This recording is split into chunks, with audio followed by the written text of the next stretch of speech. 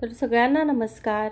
आज आपण बनवणार आहोत एकदम झटपट, चविष्ट आणि सगळ्यांना आवडणारी रेसिपी, ती म्हणजे टोमॅटो ऑमलेट। घरात अंडी नसली तरी काही हरकत नाही, कारण ही आहे पूर्णपणे व्हेज आणि हेल्दी रेसिपी। नाश्त्यासाठी, संध्याकाळच्या भुकेसाठी किंवा लहान मुलांच्या डब्यासाठी परफेक्ट। चला तर मग आपण अगदी कमी साहित्यामध्ये बनवूया मऊ, चवदार आणि कुरकुरीत टोमॅटो ऑमलेट।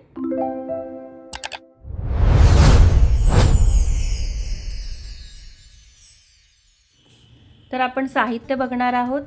साहित्यामध्ये आपण घेतलेले आहे हे डाळीचं पीठ आहे, म्हणजे बेसन आहे हे 1 वाटी, आणि त्याच्यानंतर आपण घेतलेला आहे 2 चमचे रवा घेणार आहोत। तर हा बारीक रवा आहे। तुम्हाला जर रवा नसेल वापरायचा, तुम्ही तांदळाचं पीठ जरी वापरलं तरी चालेल। तर मी हा बारीक रवा 2 चमचे घेतलेला आहे। रव्यामुळे पण आपल्या ऑमलेटला कुरकुरीतपणा येणार आहे। आणि हा ओवा घेतलेला आहे मी, अर्धा चमचा ओवा घेतलेला आहे। हिरवी मिरची घेतलेली आहे आणि हे टोमॅटो 3 मीडियम साईजचे टोमॅटो, त्याची आपण मिक्सरमध्ये अशी बारीक पेस्ट बनवून घेतलेली आहे। तर ह्या पद्धतीने आपण सगळं साहित्य घेतलेलं आहे। ही कोथिंबीर घेतलेली आहे आणि बारीक चिरलेला आपण कांदा पण घेतलेला आहे। आता आपण कृती बघणार आहोत पुढे। तर इतक्या कमी साहित्यामध्ये आपण हे टोमॅटो ऑमलेट बनवणार आहोत। तर आता आपण बघूया पुढची कृती। तर एक मोठा आपण भांडं घेतलेला आहे, त्याच्यामध्ये आपल्याला सगळं मिक्स करून घ्यायचं आहे। तर सर्वात प्रथम आधी आपण टोमॅटोचं जी प्युरी बनवून घेतलेली ती घेतलेली आहे। आता त्याच्यामध्ये आपल्याला हे बेसन मिक्स करायचं आहे। तर जे 1 वाटी आपण बेसन पीठ घेतलेलं ते टाकलेलं आहे मी ह्याच्यामध्ये। आता आपण त्याच्यामध्ये टाकणार आहोत हा रवा। पुन्हा मी सांगते तुम्हाला, रव्याऐवजी जर तुम्हाला तांदळाचं पीठ जरी वापरलं तरी चालेल। दोन्हीमुळे आपल्याला कुरकुरीतपणा येणार आहे, रव्यामुळे पण आणि तांदळाच्या पिठामुळे पण।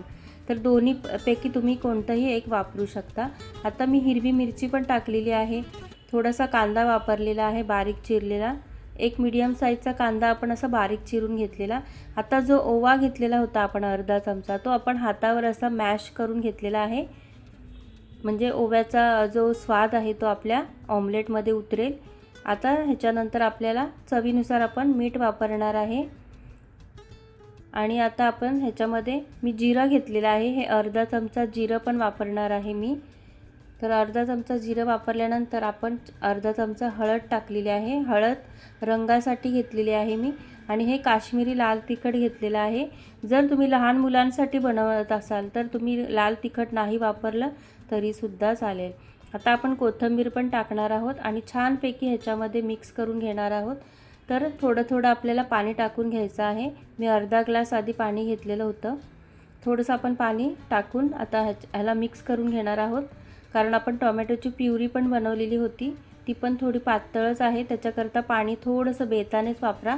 कारण आपल्याला हे बॅटर एकदम पातळ नाही करायचं आहे, घट्टच ठेवायचं आहे। तर ह्या पद्धतीने आपण हे सगळं बॅटर असं मिक्स करून घेऊया। आणि थोड्या वेळसाठी आपल्याला रवा ह्याच्यामध्ये मुरण्यासाठी किंवा रवा थोडासा भिजण्यासाठी आपल्याला हे 15 मिनिटासाठी थोड्या वेळासाठी हे आपण झाकण ठेवून देऊया, म्हणजे 15 मिनिटात आपला रवा छान असा फुलून मिक्स होईल। तर बघा हे छान असं बॅटर आपण तयार करून घेतलेलं आहे बघा, जास्त पातळही नाही आहे आणि जास्त घट्टही नाही आहे। ह्या पद्धतीने आपण हे बॅटर बनवून घेतलेलं आहे। आता थोड्या वेळासाठी आपल्याला ह्याला रेस्टमध्ये ठेवायचं आहे, तर मी झाकण ठेवणार आहे।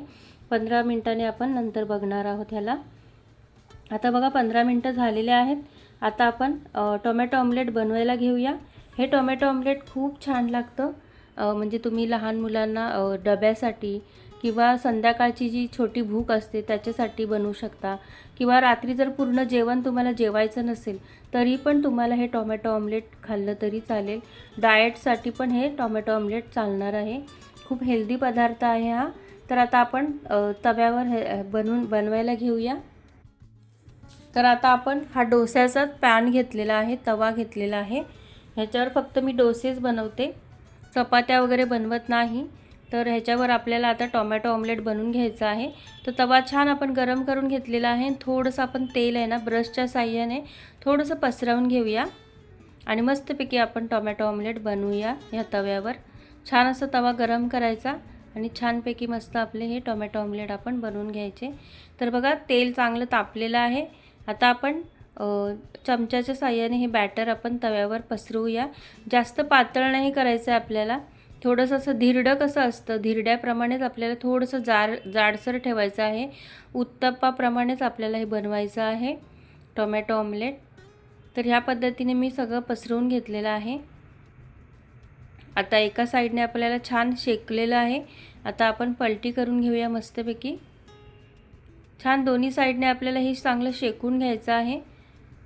बघा रंग पण खूप सुंदर आलेला आहे, छान दिसत आहे बघा. ह्याला तुम्ही टोमॅटोचं धिरडं बोलू शकता किंवा टोमॅटो ऑमलेट बोलू शकता. एकदम परफेक्ट नाश्त्यासाठी ही रेसिपी आहे. खूप हेल्दी आणि हलकी फुलकी कमी साहित्यात बनणारी. तर आपण दुसऱ्या साईडला पण पलटून घेतल्यानंतर थोडंसं आपण तेल टाकून छान असं दोन्ही साईडने शेकून घेणार आहे. तर बघा मस्त आपण शेकून घेत आहोत ह्याला आणि छानपैकी खायला तयार करत आहोत नाश्त्यासाठी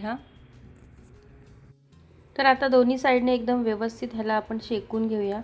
थोडं थोडं तेल टाकून छान दोन्ही साईडने मस्त असं खरपूस फ्राय म्हणजे भाजून घेतलं ना तर खूप छान अप्रतिम लागतं.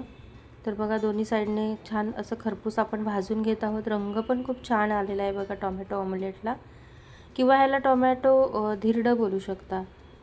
तर खूप अप्रतिम असं चवीचं हे बनतं. तुम्ही नक्की ट्राय करून सांगा मला कसं झालेलं तुमच्याकडे. तर आता आपलं हे पहिलं एक ऑमलेट तयार झालेलं आहे. आपण ते डिशमध्ये काढून ठेवूया. आता आपण दुसरं पण ह्याच पद्धतीने बनवून घेणार आहोत.